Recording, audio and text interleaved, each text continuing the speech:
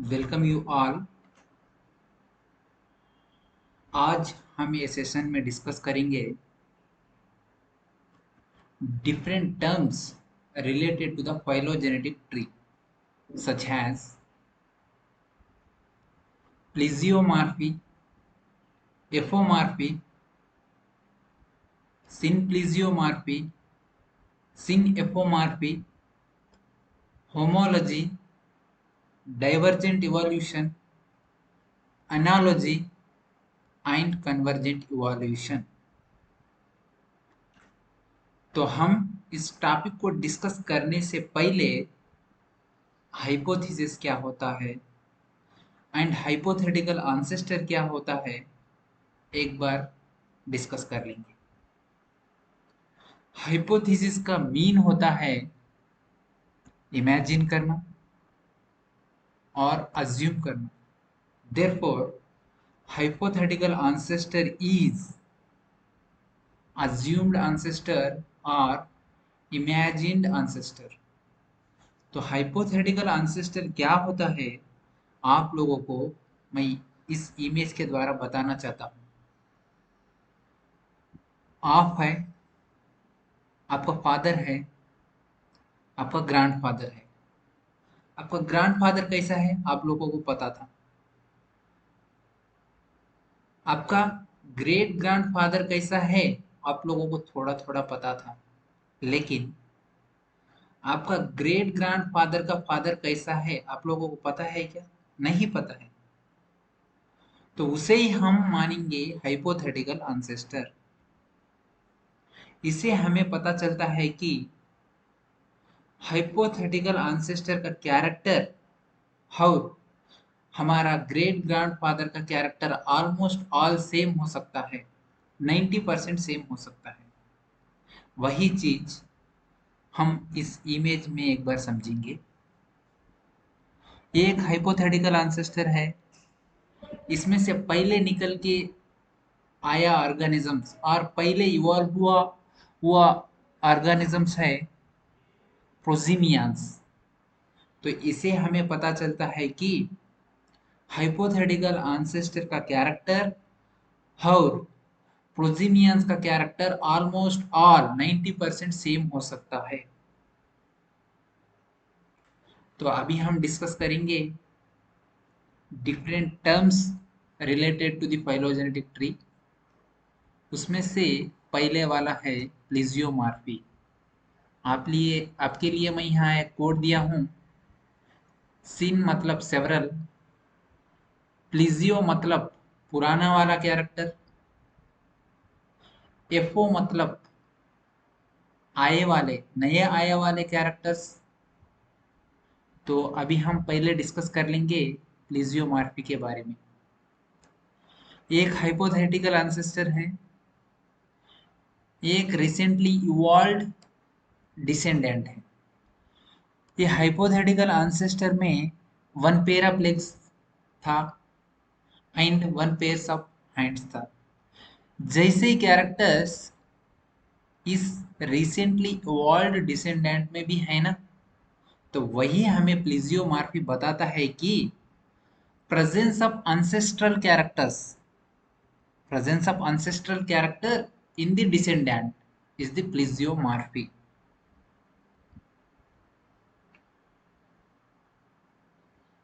अभी देखेंगे हम एफोमॉर्फी। अभी देखो, ये हाइपोथेटिकल एंसेस्टर है, ये रिसेंटली इवॉल्व्ड डिसेंडेंट है। ये हाइपोथेटिकल एंसेस्टर में क्लास थे, लेकिन इस रिसेंटली इवॉल्व्ड डिसेंडेंट में नेल्स है। तो इसे हमें पता चलता है कि इस डिसेंडेंट में नया कैरेक्टर डेवलप हुआ है। तो वही अपोमॉर्फी बताता है कि development of new character state in the descendant is the apomorphy.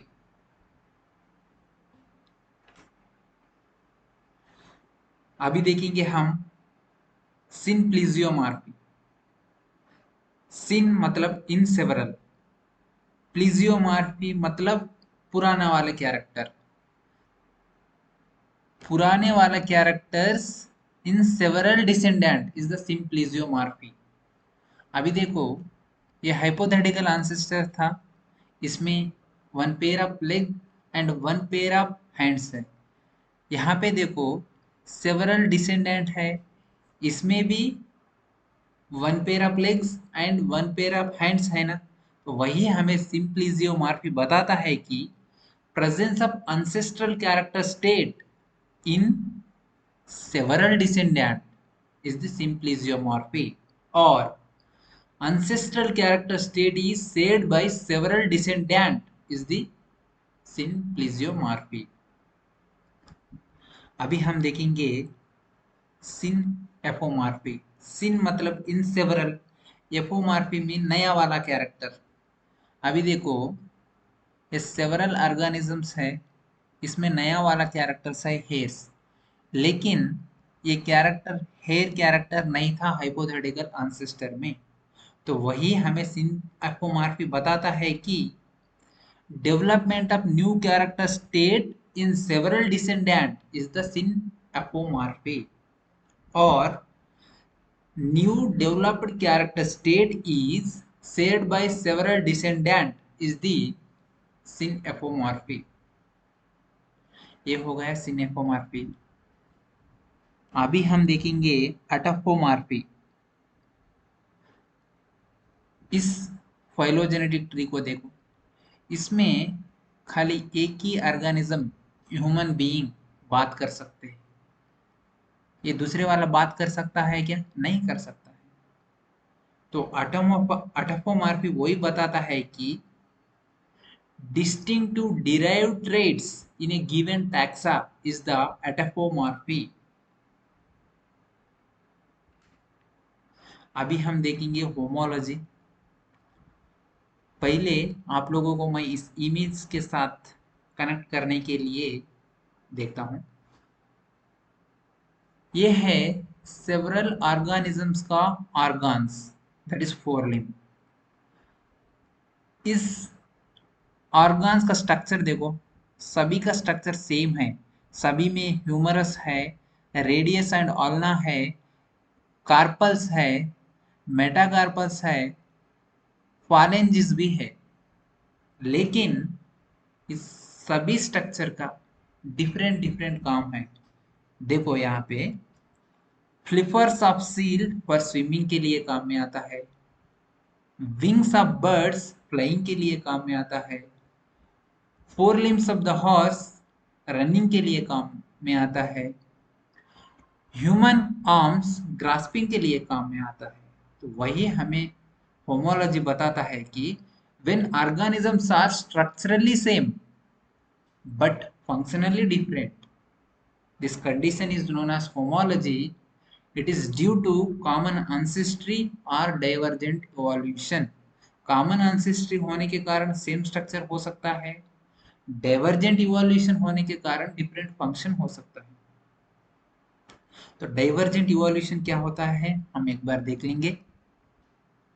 when descendant of same ancestors become more different due to their adaptation to different environment is the divergent evolution। Divergent evolution के कारण new species form होता है, speciation अकर होता है। अभी हम देखेंगे analogy. ये एक इंसेक्ट है, इंसेक्ट का विंग का स्ट्रक्चर देखो, एक बर्ड है, ये बर्ड का विंग स्ट्रक्चर देखो, ये बैट का विंग है, इसका स्ट्रक्चर देखो, स्ट्रक्चर डिफरेंट है।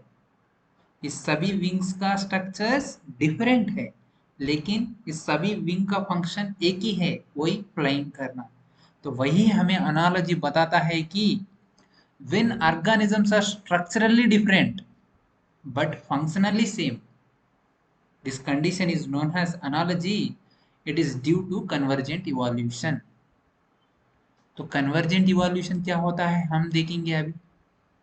when descendant of different ancestors become more similar due to their adaptation to the same environment is the convergent evolution.